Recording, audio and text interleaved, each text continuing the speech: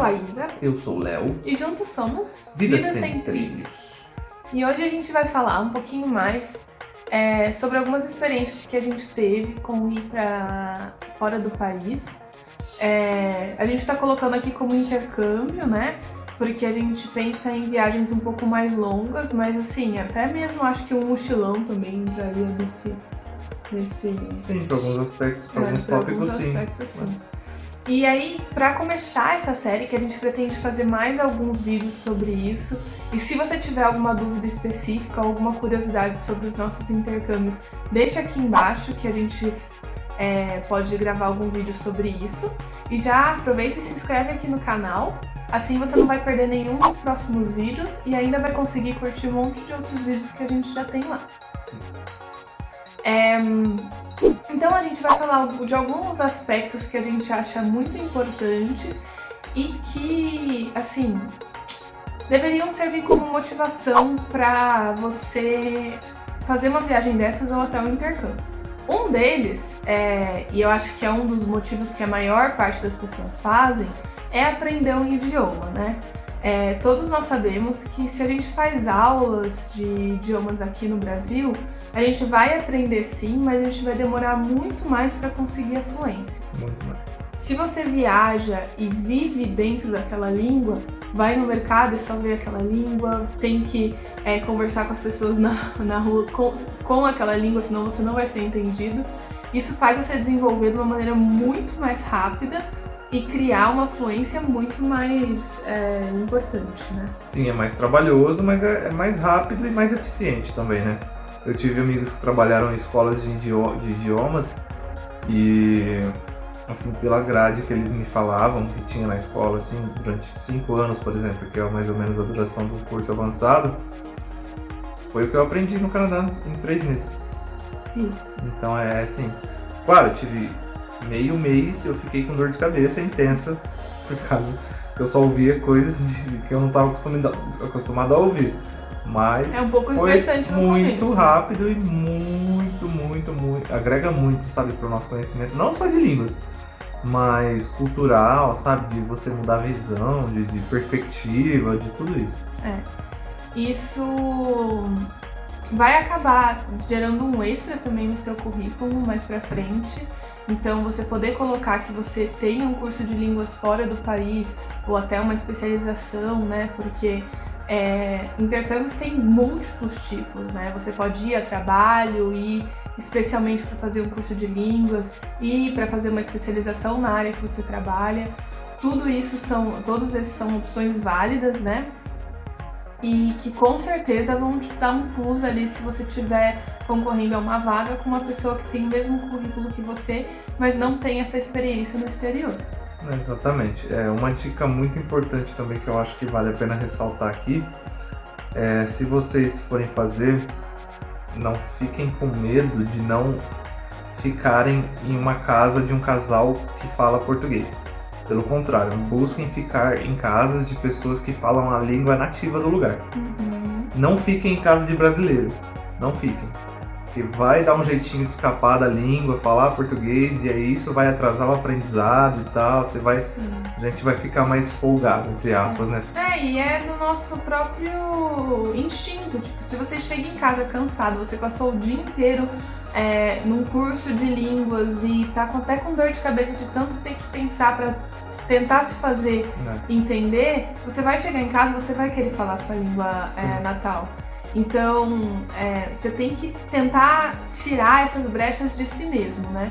Isso é até uma coisa que a gente pode falar mais profundo em algum outro vídeo, mas quando eu e o Léo fomos pro Canadá fazer curso de línguas, a gente não foi pra mesma cidade. Aliás, a gente nem se viu no Canadá, né? Não, a gente ficou em cada extremo, em cada ponta do país.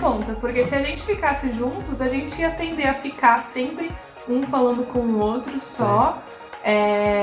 E isso ia diminuir muito a qualidade do nosso intercâmbio. E eu tava pendendo pra tentar arrumar uns pais lá que falassem português, né? Mas não, aí eu recebi dicas, de quem já fez, e falou, não faz isso que você vai se prejudicar. Sim. Aí eu resolvi então pegar realmente os canadenses, ficar na casa dos canadenses, e foi muito legal, muito legal.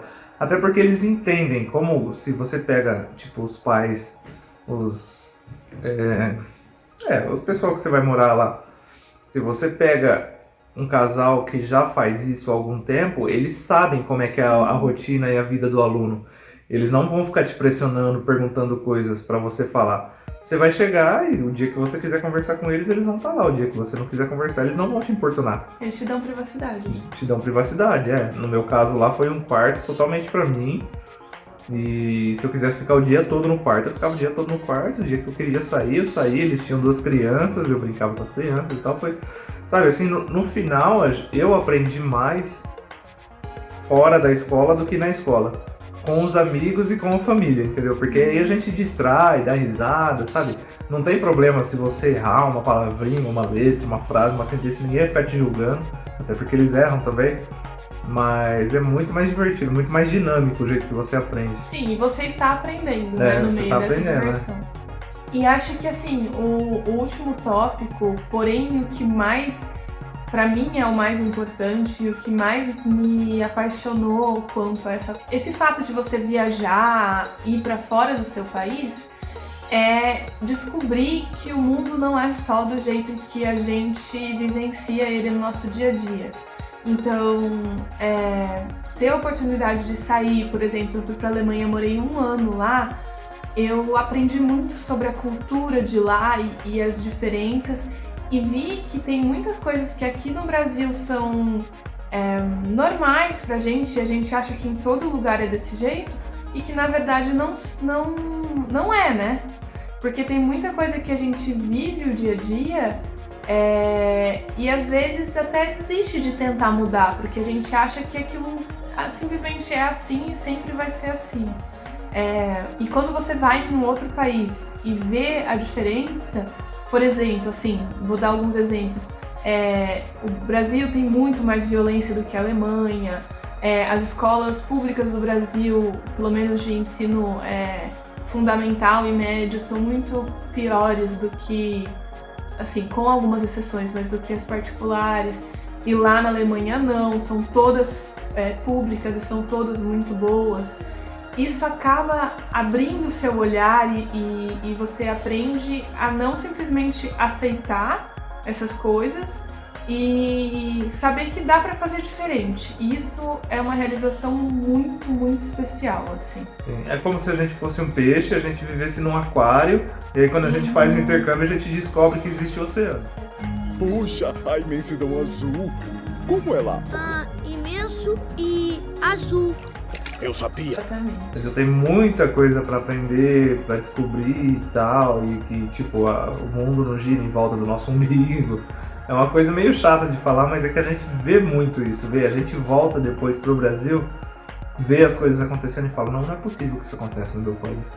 Porque a gente muda a mentalidade, dependendo do tempo que você fica no outro país, você muda a mentalidade, você começa a adaptar a mentalidade deles. Uhum. Aí quando você volta e vê, fala, não é possível. Assim, às vezes até se choca. Você assim. fica inconformado. Como as coisas erradas acontecem aqui com tanta naturalidade. Sim, sim. Enfim, acho que esses são os principais pontos, né, amor? Sim. É que tem muita coisa pra ser falado, assim, que intercâmbio é difícil você descrever ele 100%, não tem como. Você tem que vivenciar mesmo pra você saber como que é o negócio. Mas o nosso objetivo é falar disso, não pra falar que a gente já fez intercâmbio e tal. É pra trazer pra vocês, assim, novos pontos de vista pra vocês que estão pensando em fazer, realmente fazer. Que vale e às muito a vezes pena. você nunca pensou e depois de ver esse vídeo você pensa, Vai pensar. olha, talvez eu possa fazer. Então, em alguns outros vídeos a gente vai falar um pouquinho mais sobre as nossas experiências, sobre a programação que você deve fazer. E é lógico, vocês devem estar pensando, que loucos essas pessoas estão falando sobre intercâmbio no meio de uma pandemia que não tem nem voo para eu sair do país. Mas não, a gente vai te mostrar como você pode começar a pensar disso desde agora, sim, e assim conseguir planejar um intercâmbio muito bem planejado, sim, e com uma base bem forte, assim, para ser muito bom. Na verdade, você deve começar a pensar desde agora. Sim. Porque se você for deixar pra pensar depois que acabar a pandemia, você vai perder um tempão. Exatamente. E começando a pensar agora, você pode conseguir até uns preços legais aí, porque as companhias aéreas estão em extrema crise Sim. Então você pode conseguir algumas coisas legais. Uhum. Tá? Então comece a planejar com bastante tempo de antecedência, porque isso é uma coisa que é um processo longo e trabalhoso. Você pode receber alguns nãos. Eu, por exemplo, recebi a primeira vez que eu tentei o visto para o Canadá, eu recebi um não logo de cara. Sim. Mas eu fui lá, tentei novamente, vi o porquê que eu tinha, pesquisei o porquê que eu tinha recebido um não e tal, fiz diferente, e aí eles aceitaram na segunda vez. Deu certo. Então, comecei a pensar nisso. Sim.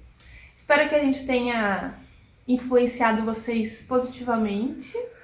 E se ficou algumas dúvidas, com certeza deve ter ficado muitas, né? Muitas, deixa nos Coloca comentários. aqui embaixo que a gente vai ficar muito feliz em responder. E se tiver bastante, assim, a gente pode até fazer um vídeo só respondendo perguntas De suas, né? intercâmbio. Né? Isso. É isso aí. Por enquanto é só. E até uma próxima. Até! Tchau, tchau. Tchau!